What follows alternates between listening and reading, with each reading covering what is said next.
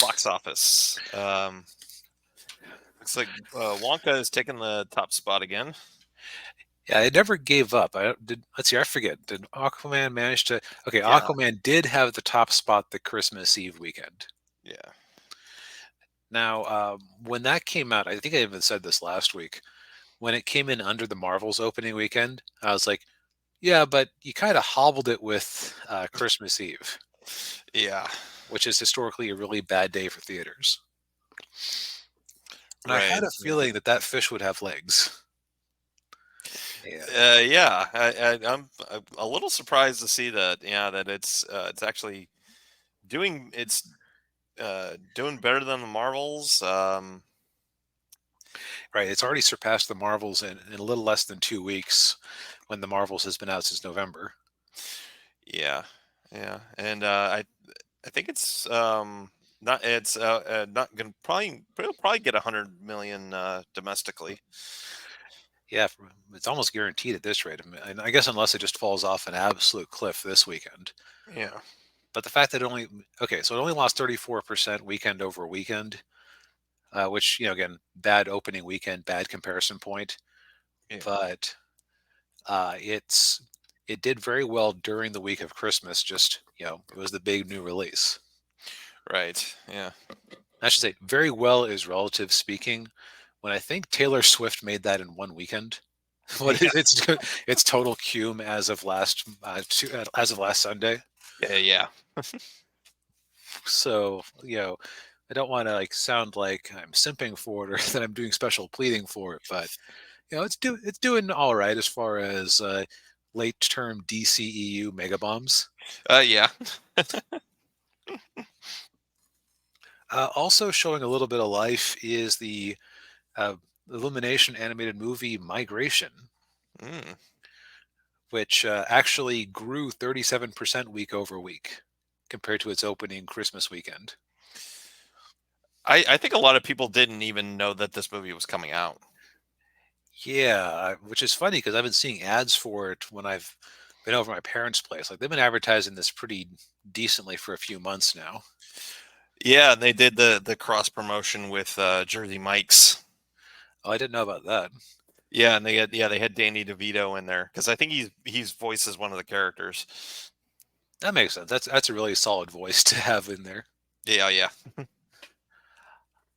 You've also got the Color Purple, the musical, coming in at number four, Hmm. uh, which has the confusing number of making 11 million last weekend on its first technical weekend, but having a total gross of 44 million. Yeah, Which because I think it came out on Christmas Day. That's why the number exactly. is a So little. yep, you remember correctly. So it Yeah, kind of slipped in there. yeah, And then we got Anyone But You rounding out the top five with it also increased compared to Christmas weekend by 46%, which I guess that makes sense because, like, who's going to go see a rom com on Christmas Eve? yeah. Especially a raunchy one, from what I've heard. Yeah. Yep. That's here. So, as far as other releases, we've got, which also dropped on Christmas Day. So it's Yeah, confusing. yeah, We got The Boys in the Boat, which my mom is actually interested in seeing. So mm, uh, I'll say if my mom is aware of it and interested, then that means you have some good or you have some good awareness of it. yeah, yeah.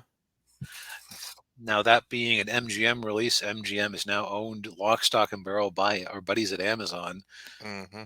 Probably be coming to Prime sooner than later. This is I have a sneaking suspicion this was probably put in theaters less to try and make money and more to be up for Oscar contention. Yeah, yeah. It does strike me as an Oscar bait movie. Yep. So here, the wrestling movie, The Iron Claw, um, has a total of 16 million from A24 Pictures. So you know that thing was made for a song, Oh yeah, yeah, made for a sandwich and a handshake, yeah, yeah. and a lot of chicken and broccoli for the actors. Yeah. Well, Like, given Zach Efron's physique for that movie, it probably was fitting. yeah, like I mean, I remember seeing him in High School Musical. Don't at me. I had a little sister. And imagining him being that beefy is just mind blowing. Yeah. All right. Then we got the other new release is Ferrari, which is kind of being muted. Hmm. I don't couldn't say why. Is that about the car? Yes. Okay. It's funny. It's like I've heard them talk about this on Midnight's Edge. It seems like every major sports car company has a has a biopic about their founder coming out Yeah. or has already come out. Yeah. Well, did Henry Ford get a movie? Given his opinions on a certain race, actually, depending on which group in Hollywood, it would be either be Uh, easier or harder to make. that's true. Backing away slowly and respectfully from that topic, moving Yeah. on. Yes. Coming at number 9, we have The Hunger Games, which is still doing decently considering how long it's been in theaters and the fact that it's available on digital. Yeah. Though interestingly, it's bigger domestically than all international combined. So that's Mm. don't know how that compares to the other ones in the series, but Yeah. interesting. Oh yeah. Ninja mentions yeah. There was Ford versus Ferrari. Yeah. I still Right. need to watch that. Yeah. Ford versus Ferrari Dawn of Justice. Yeah. And then for numbers 10 and 11, we have the Japanese duo again, The Boy and the Heron and Godzilla minus one, Mm.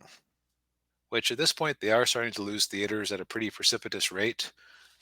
But Yeah. it looks like yeah, it looks like Godzilla is going to take this one Yeah. I think so. if the two of them are racing because it's got a $10 million lead. So Yeah. And it has more name recognition than right, the Boy and the Heron. let's see here. As far as other interesting things here, Napoleon is still actually no. Wish has beaten Napoleon domestically by about $100,000 or so. Only took him 6 weeks, but Napoleon is a bigger name internationally, so it Yeah. still has the loser title there. Plus, it has the benefit of Apple paying a big lump sum to everybody involved. So, Right. financially speaking, they're a okay. Yeah. And yeah, that's the box office. Aquaman holding in there, kind of the way I expected. Definitely still going to lose money. Like this was an Yeah. expensive movie. Yeah. And a lot of that was because of reshoots. I don't think this $205 million budget even counts the reshoots they had to do. Oh, probably not. Yeah. But it is funny. One of the fun facts of history is that the Confederacy technically won the last battle of the Civil War. As I recall, it was somewhere around Appomattox, in that vicinity, like where they were able to hold off and repulse a Union scouting party. I think that's right. Yeah. I should know that. I'm like a Civil War nut. But yeah, that sounds about right. Yeah. If it wasn't, if I'm remembering the location wrong, I remember the basic details. It was a minor skirmish, so it's like it didn't actually make a hill or a bit of difference to the actual outcome. Yeah. But they can technically say that they won the last battle. This is the DCEU winning the last battle against the Marvels, Yeah. even though ultimately even with all the miserable failures that have been accumulating with the Marvel name lately, you can't take away having the biggest non-Avatar movie of all time. Yeah. Oh man.